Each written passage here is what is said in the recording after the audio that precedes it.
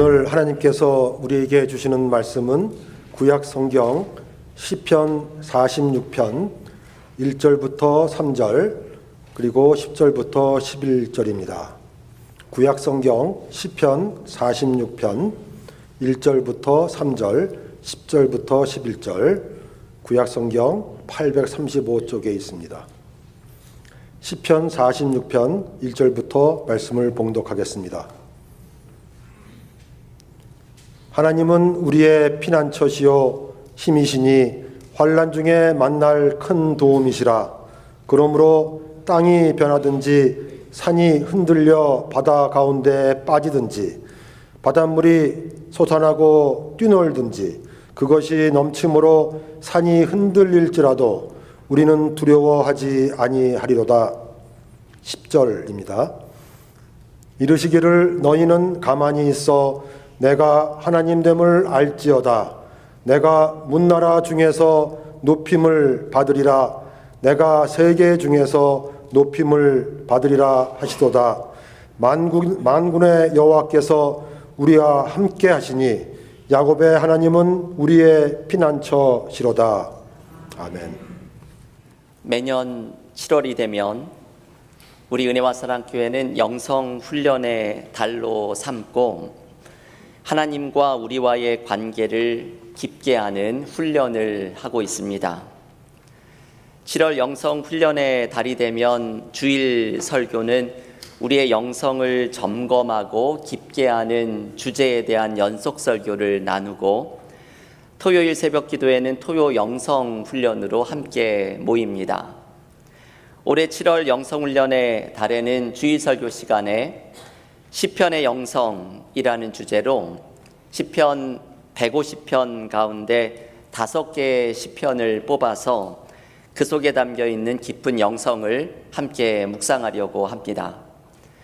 오늘은 첫 번째 시간으로 시편 46편을 함께 묵상하는 날입니다.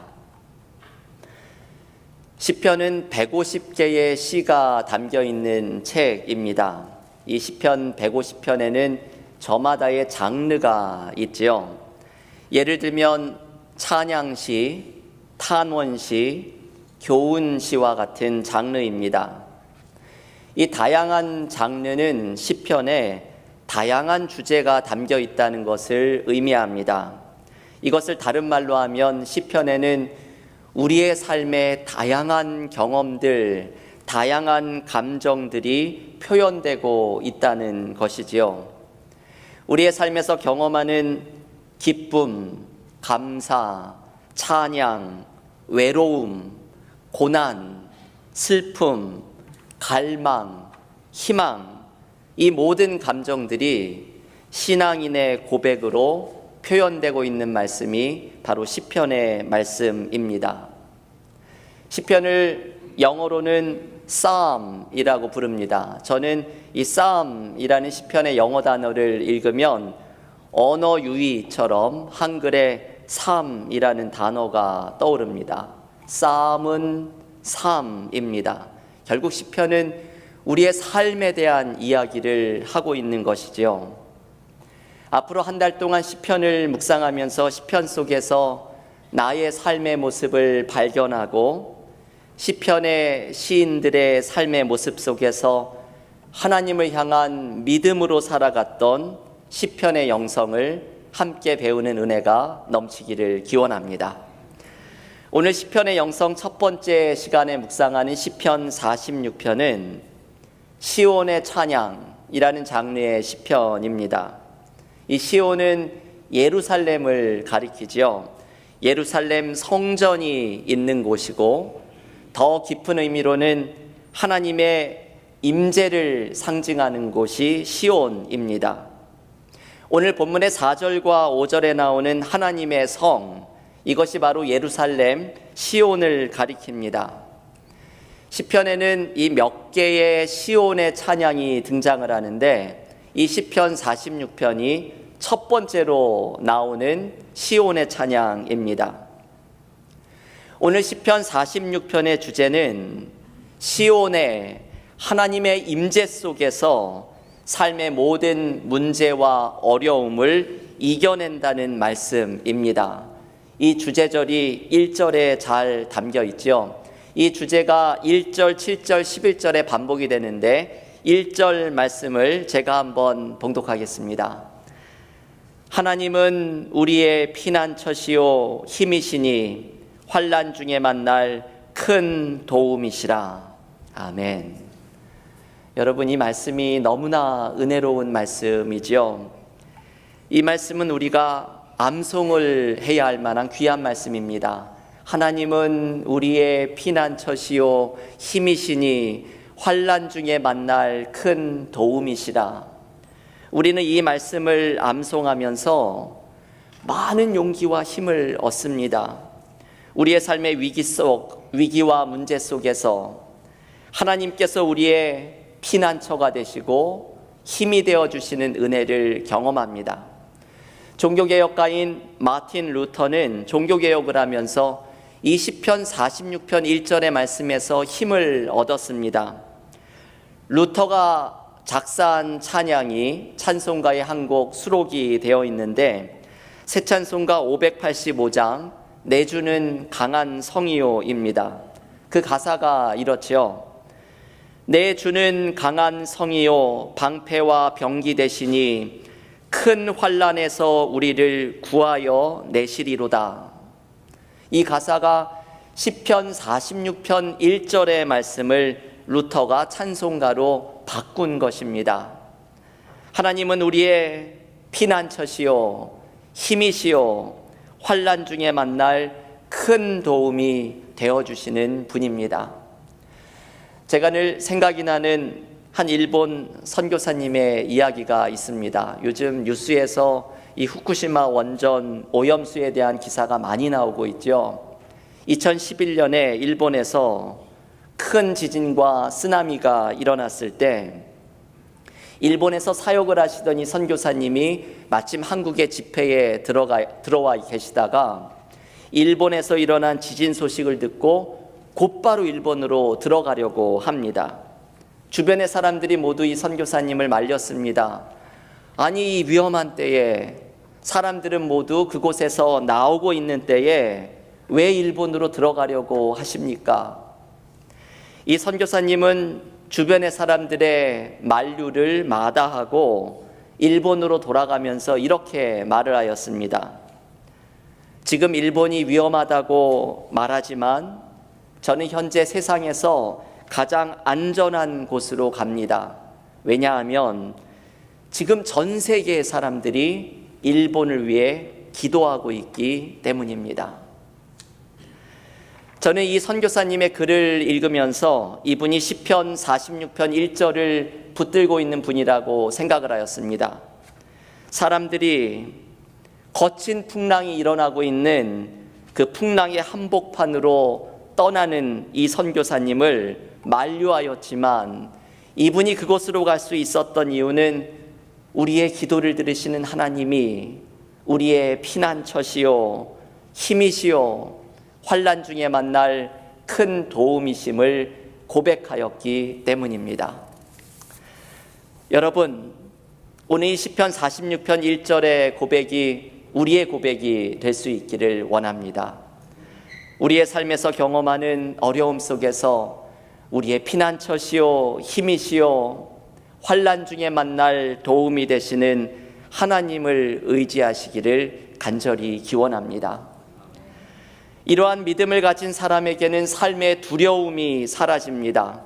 오늘 본문 2절과 3절에서 시인은 이렇게 고백합니다. 그러므로 땅이 변하든지 산이 흔들려 바닷 가운데 빠지든지 바닷물이 솟아나고 뛰놀든지 그것이 넘침으로 산이 흔들릴지라도 우리는 두려워하지 아니하리로다. 아멘.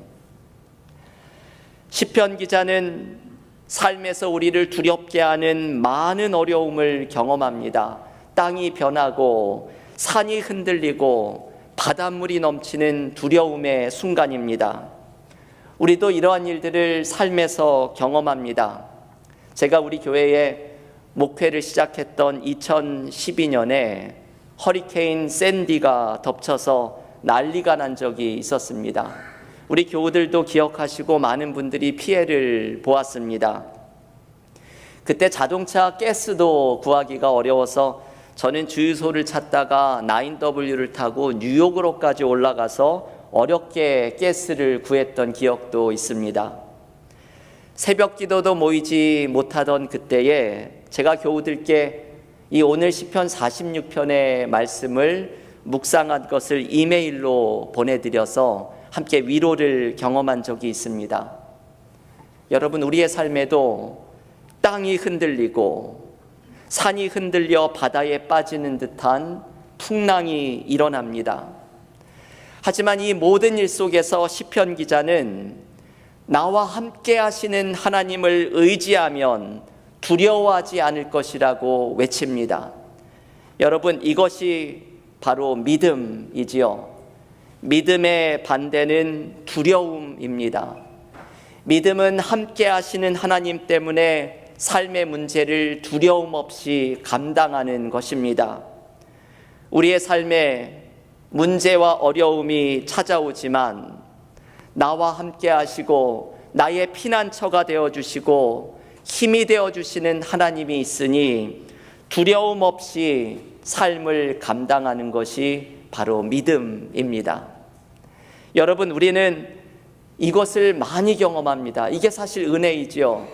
우리의 삶에 두려움과 문제가 있지만 그 속에서 두려워하지 않는 것이 은혜입니다. 우리는 기도를 할 때 기도의 응답으로 이러한 은혜를 체험할 때가 많습니다. 하나님 앞에 삶의 문제를 가지고 기도를 하면서 내 삶의 문제와 두려움이 있지만 이상하게도 기도하는 내 안에 평안이 찾아오는 것, 그것은 하나님께서 나와 함께 하심을 의지하기 때문입니다. 교우 여러분, 우리의 삶의 모든 문제와 어려움 속에 함께 하시는 하나님을 의지하는 믿음으로 두려움을 넘어서는 은혜가 우리 모두에게 넘치기를 기원합니다. 오늘 시편 46편은 환난 중에 도움이 되시는 하나님을 찬양한 후에 이 시편을 마치기를 하나님의 역사를 잠잠히 바라보다는 초대로 시편을 마칩니다. 오늘의 시편에서 은혜로운 구절 가운데 하나가 10절의 말씀이지요. 여러분, 이 말씀을 함께 읽어볼 텐데요. 주보 앞에도 있는 요절의 말씀, 시편 46편 10절의 말씀을 한 목소리로 함께 읽겠습니다. 이르시기를 너희는 가만히 있어 내가 하나님 됨을 알지어다. 내가 문나라 중에서 높임을 받으리라. 내가 세계 중에서 높임을 받으리라 하시도다. 아멘. 이 말씀은 시편 46편에서 가장 유명한 말씀입니다. 너희는 가만히 있어 내가 하나님 됨을 알지어다. 영어 성경 NRSV는 이 말씀을 이렇게 번역합니다. Be still and know that I am God. 저는 2008년도에 영성 지도자 인턴십을 하였는데 그 프로그램에 나가면 오전에 전부를 기도를 하는데 사용합니다. 그때 이 말씀에서 엄청난 은혜를 경험했던 적이 있습니다. Be still, know that I am your God. 이 말씀 속에서 잠잠히 있으라, 고요히 있으라, 그리고 내가 하나님임을 알아라 말씀하시는 말씀 속에 우리는 가만히 하나님의 역사를 기다리고 지켜보는 은혜를 경험하게 됩니다.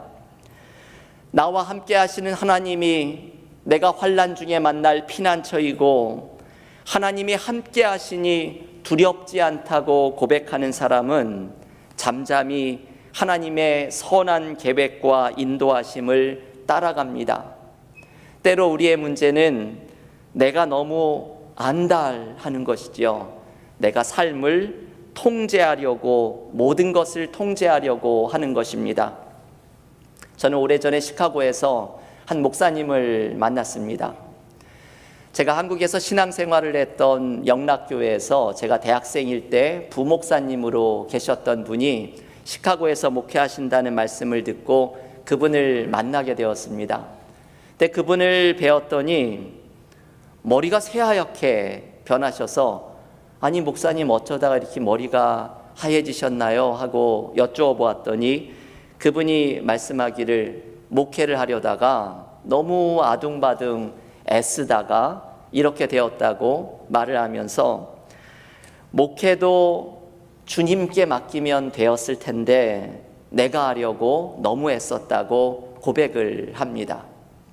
여러분, 우리가 이런 경험을 많이 하죠. 저도 목회를 제가 하려고 너무 애쓰다 보면 자꾸 머리만 빠지는 것을 경험합니다. 어느 순간 우리의 생각과 통제를 내려놓고 하나님께 모두 맡기고 하나님을 바라보아야 합니다. 너는 가만히 있어. 내가 너의 하나님 됨을 알지어다.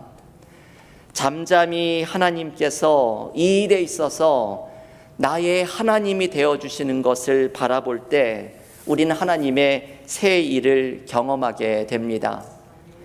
제가 오래전에 교우들께 소개해드렸던 김요한 목사님의 지렁이의 기도라는 책이 있습니다. 저는 그 책을 자주 꺼내서 읽어봅니다.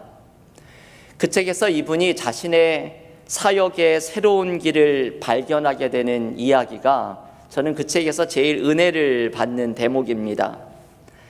하나님께서 인도하시는 새로운 사역을 이분이 발견하려고 분별하고 기도를 하는 기간에 이런 말씀을 하나님으로부터 받게 됩니다. 예수님께서 이 목사님의 이마에 줄자를 대보시면서 그 생각을 재보시는 것이죠. 그러면서 이렇게 말씀합니다. 네가 머리도 좋고 아이디어도 많아서 늘 새로운 일을 벌이는데 그러다 보니 정작 내가 너를 위해서는 무슨 일을 할 수가 없구나. 그냥 네가 가만히 있는 것이 나를 위하는 일이란다. 이 말씀을 듣고서 이 목사님이 조금 어처구니가 없었습니다. 가만히 있으라는 응답을 받으니까 이게 응답이 맞나 싶어서 그냥 대수롭지 않게 넘겼습니다. 이분이 며칠 후에 미국의 아는 목사님을 만나러 갔는데 그 약속 장소인 커피숍에서 처음 보는 미국 할머니가 다가오더니 말없이 사진을 하나 보여주었습니다. 어떤 사람이 이마에 줄자를 두르고 있는 사진이었습니다. 이 할머니는 기도 중에 주님이 말씀하시기를 커피숍에 가서 이 동양인에게 그림을 보여주면 무슨 뜻인지 알아차릴 것이라고 했다는 것이죠. 이 목사님은 전율을 경험하였습니다. 아, 가만히 있는 게 하나님의 뜻이구나. 하나님께서 나의 생각과 계획을 내려놓기를 원하시는구나. 이것을 깨닫고 자신의 스케줄이 아니라 하나님의 스케줄이 무엇인지를 분별하고 따라가기로 마음을 먹었습니다. 그리고는 이분에게 하나님이 열어가시는 새로운 사역이 펼쳐지기 시작을 하였습니다. 여러분, 이분이 경험을 한 것이 바로 오늘 시편 46편 10절의 말씀이지요. 너희는 가만히 있어 내가 하나님 됨을 알지어다. 가만히 있는다는 것은 단순히 아무것도 하지 않는다는 뜻이 아닙니다. 나의 고집과 생각을 내려놓는 것입니다.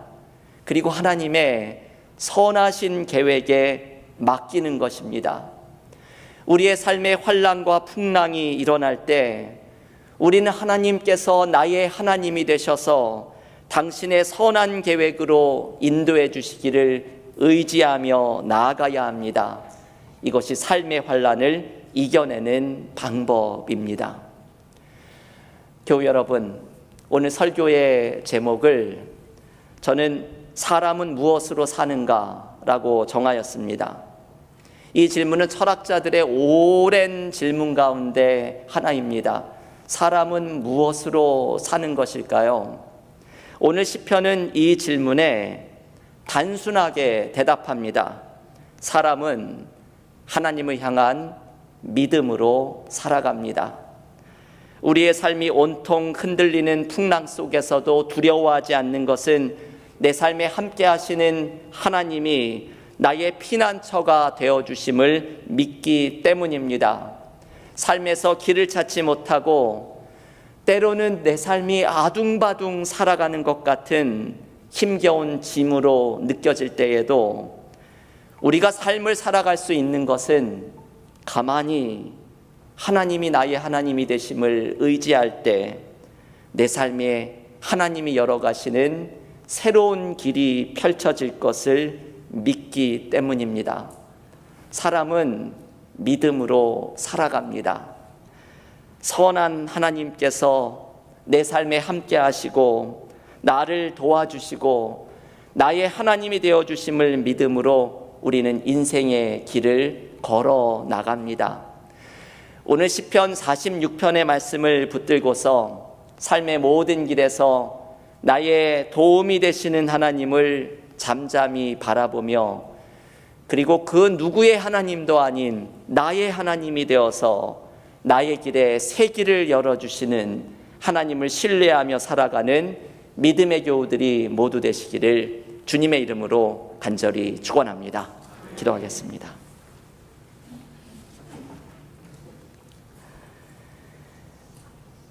하나님 감사합니다. 7월 한 달 동안 나와 하나님과의 관계가 어떠한지 나의 영성을 점검해 보게 하여 주시고 주일마다 시편의 말씀을 통하여서 시편의 영성을 묵상하며 내가 주님과의 관계가 더욱더 깊어져가는 은혜를 누리게 하여 주시옵소서. 오늘도 예배드리는 우리들 때로 우리의 삶에 찾아오는 풍랑과 내가 나의 삶의 길을 어디로 걸어가야 할지 모를 답답함 속에 있을 때 오늘 시편 46편의 말씀이 우리의 삶을 인도해가는 나침반이 될 수 있기를 원합니다. 하나님께서 환난 중에 도와주실 힘과 도움과 피난처가 되심을 기억하며 내 삶에 함께 하시는 하나님 안에서 위로와 소망을 발견하는 믿음의 삶이 되게 하여 주시옵소서. 때로는 나의 고집스러운 마음, 나의 삶을 아둥바둥 내가 통제하려는 마음을 내려놓고 선하신 하나님께서 나의 삶에 함께 하시며 당신의 선한 길로 인도해 주실 것을 믿는 믿음 속에서 너희는 가만히 있어 내가 너의 하나님의 됨을 알라는 시편 46편의 말씀이 우리의 삶을 이끌어가는 소망이 되게 하여 주시옵소서. 우리의 삶이 믿음으로 살아가는 것임을 기억하면서 선하신 하나님을 의지하는 믿음으로 삶의 모든 길을 걸어나가는 그리스도인의 삶이 되게 하여 주시옵소서. 예수님의 이름으로 기도하옵나이다. 아멘.